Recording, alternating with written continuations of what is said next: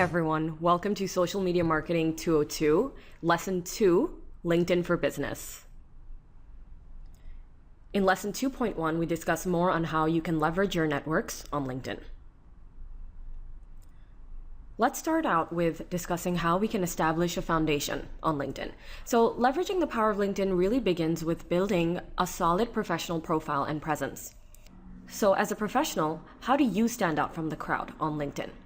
How do you differentiate yourself from the millions of professional users on the network? And what will make your profile visitors want to learn more about you and your business to ultimately connect with you? So you must first establish a foundation in order to begin building your influence, generating introductions and referrals, and uncovering valuable business opportunities. So think of LinkedIn as the new Rolodex. So a Rolodex is a small contraption that collects and stores all of your business cards. And what we've seen is that there really is no need to have a Rolodex anymore. You can immediately, as soon as you get a business card, you can look up that individual on LinkedIn and add them to your network. I mean, what that will ensure and help you do is that even if you lose the business card, you're able to still connect with that individual on LinkedIn. So LinkedIn has really become the Rolodex of the current generation. And what we're seeing is that you're able to connect with different professionals, different networks, networking groups as well on the platform. So in this lesson, we talk more about how you can leverage these networks on LinkedIn to build a solid professional profile and to start connecting with the people in your network. So this is actually a slide from one of our earlier lessons where we gave an introduction to LinkedIn. So do remember, if you're a business professional, you're not on LinkedIn, you're missing valuable business opportunities. So you want to make sure that you've completed your LinkedIn profile to 100%. Also ensure your company has a LinkedIn profile and all employees have joined. You want to ask for recommendations, grow and build your network, add content to your LinkedIn page, and of course, remember to make your profile public. So even if you don't want to have all elements in your profile public, just go into LinkedIn, click on Edit Profile, and you can make certain elements private. So for example, if there's certain experience that you want to make private, or if you want to make your profile picture private as well, private basically means that only when someone adds you and you accept their friend request, that's when they'll be able to see those elements. So you can do so on LinkedIn. So this was a brief introduction to one of our earlier lessons, and as you remember, we also went through Lauren Bowen's profile. We looked at certain elements that she's added, so her background, her summary, her experience. So just remember that anytime you want to create a strong profile, you want to make sure you have your background, your summary, your skills all listed on your LinkedIn profile. But let's talk more about this. Let's delve deeper and actually go in and discuss a LinkedIn checklist. Firstly, you want to upload a professional image. This is your best opportunity to make a great first impression, and it's essential to attracting connections. So you want to make sure you have a suitable background, that you're wearing suitable clothing as well. If you think about it, your profile picture is really the first element that any new connection will see. So you want to make sure that you have that level of professionalism in your profile image. And you want to create a compelling headline. So you only have 120 characters at the top of your profile to describe what you do to the world and grab their attention. So use brief, descriptive, compelling keywords so that the right professionals on LinkedIn can discover you. And in your headline, so you can also mention some of your strengths. You might even use maybe up to 3 to 4 words in your headline. So you can say digital marketing professional. Also, some people, when they're looking for new opportunities or new careers, they also mention this in their headline, and you can do so. Then list your current position and at least 2 past positions. So use descriptive keywords that you coded in your headline if possible, and be sure to describe your role for each position. Here, what you can also do is mention some of your key accomplishments in these positions. So you might say, raise sales by 20%. So you want to mention these accomplishments in your current position and past position section. Also, complete the summary section of your profile. So this is your chance to really describe who you are and how you help people. I recommend that you write your summary in the third person. Otherwise, you'll be using the letter quite a lot, which can be off-putting. So I know it can be a bit awkward writing about yourself in the third person. So for example, Laura Jones is an accomplished digital marketer working in the field of technical education. This is basically how you'd like to go about it. What you can do is you can create a summary beforehand, and just work on it a little bit, and then you can add that summary to that section of your profile. Then you also want to complete the specialties section. So utilize customer-focused keywords, as these are the terms that will help you show up in search results within LinkedIn. When thinking about these keywords, brainstorm words and phrases that people in your target markets might search for to find someone with your background, experience, and service offering. So think of it this way. If you're working in digital marketing, you might want to use terms like SEO, SEM. If you're working in social media, then you might use terms like Facebook Insights, Analytics. So you want to use these specific keywords and terms based on the industry and field that you work in. Also, number 6, give recommendations first. So request recommendations that can be displayed on your profile, but the best way to receive these recommendations is to first give them. Hint, you will need at least 3 recommendations in order for LinkedIn to label your profile completed. And finally, number 7, complete the interests and groups and association sections. So each of these terms will be hyperlinked and will take you to other users in the network who share these interests. So you want to make sure that you join networking groups on LinkedIn that relate to your field, and industry, or even to your interests. Optimizing your profile. Firstly, you want to edit your public LinkedIn URL. So an example here is Stephanie Simmons. She's one of the authors of the textbook for HubSpot on LinkedIn, and that's one of the references for this. But she's given an example of her personal LinkedIn URL. So you want to make sure that you edit this public URL, because such customization will optimize your LinkedIn profile to show up in search results on major search engines when someone searches for your name. So it's important to claim those results for your name, as they provide a gateway into your personal brand. So for example, for me, it's iba.masood. I mean, it really depends upon you how you would like your public LinkedIn URL to be displayed. I remember before it was something like iba1234. I mean, it was just numbers. So that's why it's very important for you to edit that URL so that your name shows up in search results. And also it's easier for you to give that URL to people you'd like to have in your network. Then customize your website listings. So under the website section of your LinkedIn profile, you can list up to 3 URLs.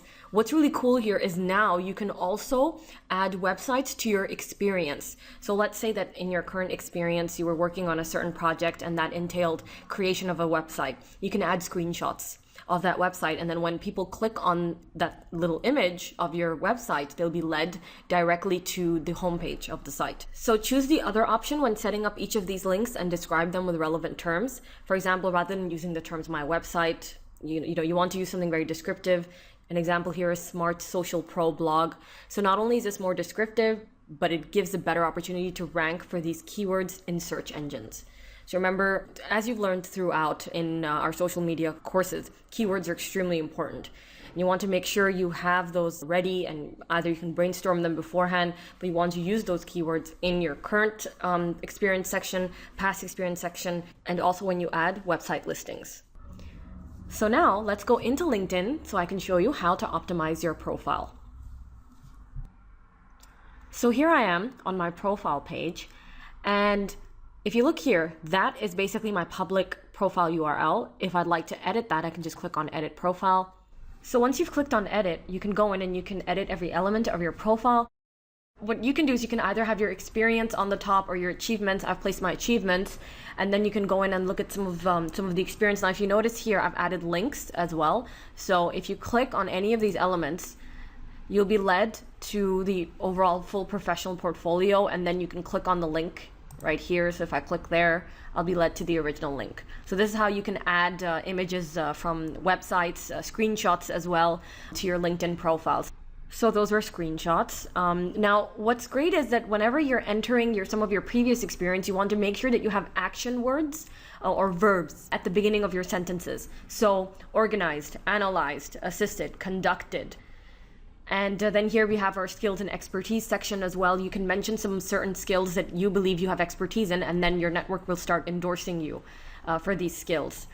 Now, recommendations usually carry a heavier weight. It's good to have a good amount of recommendations on your profile, because endorsements are usually a lot easier to get. When you add skills to your profile, people are usually continuously asked by LinkedIn to endorse you for a certain skill.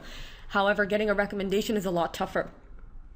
So it's a good piece of advice to make sure that you have at least 3 recommendations on your profile. And you want to make sure that you've also joined enough groups that really represent what exactly it is that whatever industry you might be in, field that you're considering to pursue. You want to make sure you're part of these groups, because then you can start networking with others. And what's great is that LinkedIn has added several new features.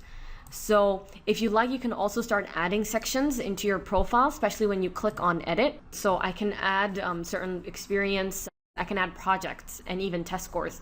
Then what's really cool here is you can also add specific courses that you've taken. So for example, you can add some of your academy courses once you've completed them successfully. And you can add your patents that are pending, certifications, volunteering, and causes. So also what I really recommend for sales and business development professionals, especially if you work at an SME or at a startup, you want to ensure that when you're adding your experience, especially at a certain firm, you don't just keep this area empty.